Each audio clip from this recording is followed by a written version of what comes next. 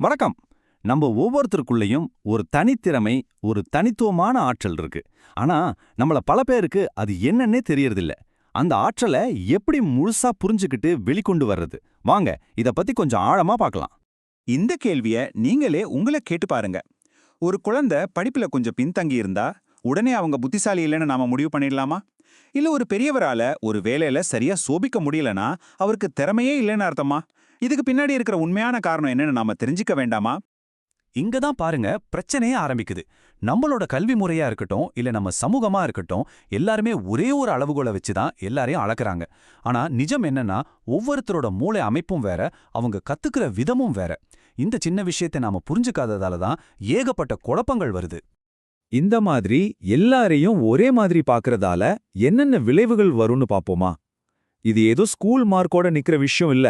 இது ஒரு மனுஷனோட வாழ்க்கை முழுசையும் பாதிக்கக்கூடிய ஒரு விஷயம். இதோட விளைவுகள் என்னென்னு பாத்தீங்கன்னா, முதல்ல தன்னம்பிக்கை போயிடுது. அப்புறம் தனக்கு என்ன வரும்னே தெரியாம தப்பான ஒரு கெரியரை தேர்ந்தெடுத்துட்டாங்க. உள்ளக்குள்ள ஒளிஞ்சுகிட்டு இருக்கிற ஏகப்பட்ட திறமைகள் வீணா போயிடுது.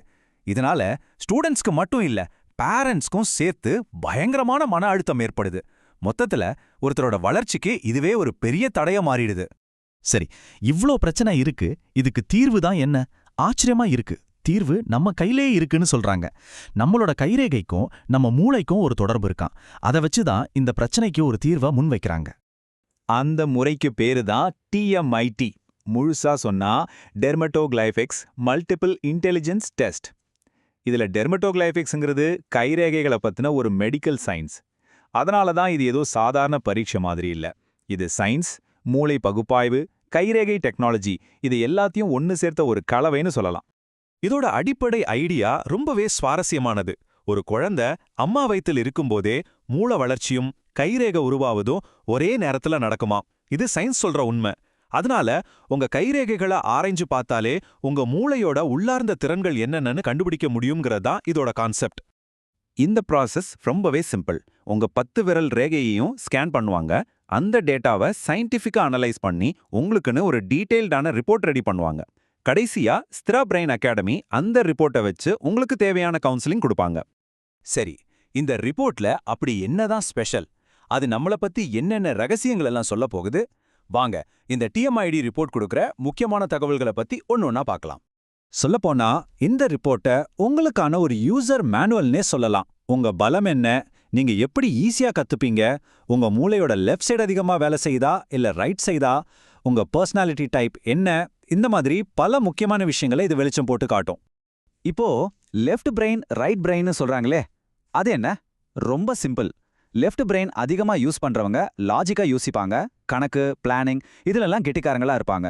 அதே சமயம் ரைட் பிரெயின் அதிகமா யூஸ் பண்றவங்களுக்கு கற்பனை திறன், கிரியேட்டிவிட்டி, புது யோசனைகள் இதெல்லாம் அதிகமா இருக்கும். உங்க மூளையில எது ஆதிக்கம் செலுத்துதுன்னு தெரிஞ்சா அதுக்கு ஏத்த மாதிரி ஒரு துறையை தேர்ந்தெடுக்கிறது ரொம்ப ஈஸி இல்லையா? அடுத்து நம்ம எப்படி கத்துக்கிறோம்னு பார்க்கலாம். எல்லாரும் ஒரே மாதிரி கத்துக்க மாட்டோம் இல்லையா? சிலர் பார்த்தா புரிஞ்சுக்குவாங்க, அவங்கள விஷுவல் லேர்னர்ஸ்னு சொல்லுவோம்.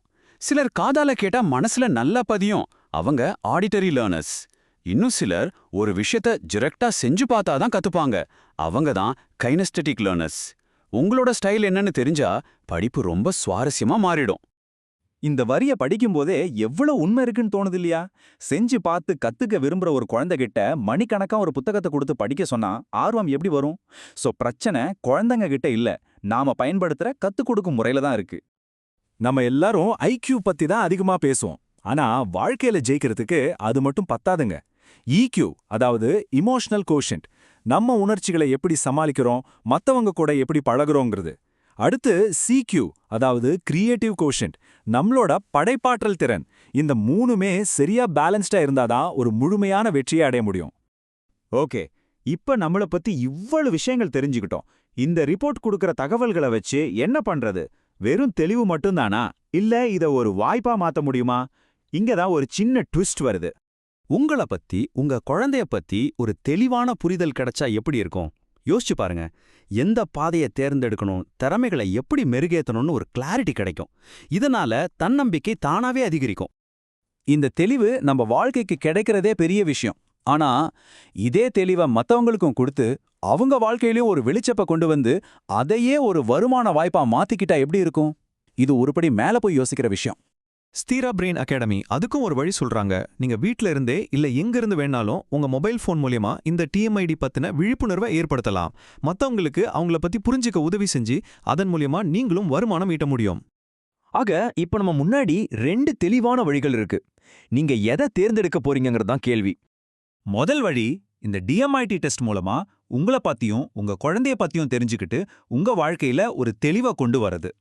ரெண்டாவது வழி, இந்த அருமையான விஷயத்த ஒரு தொழில் வாய்ப்பா எடுத்துக்கிட்டு மத்தவங்களுக்கும் இந்த தெளிவை கொண்டு போய் சேர்க்கிறது. இந்த 2 வாய்ப்புகள்ல உங்களுக்கு எது சரிப்படுமோ அத பத்தி இன்னும் தெரிஞ்சுக்க நீங்க ஸ்திரா பிரெயின் அகாடமியை தொடர்பு கொள்ளலாம். இதோ அவங்களோட தொடர்பு விவரங்கள். கடைசியா இந்த ஒரு கேள்வியோட நான் முடிச்சுக்கிறேன். உங்க எதிர்காலத்துக்கான ஒரு ப்ளூ பிரிண்ட், உங்க ஆற்றலை திறக்கிற ஒரு சாவி, வேற எங்கேயும் இல்லாம உங்க கைக்குள்ளேயே உங்க கைரேகையிலேயே மறைஞ்சிருந்தா எப்படி இருக்கும்? கொஞ்சம் யோசிச்சு பாருங்க.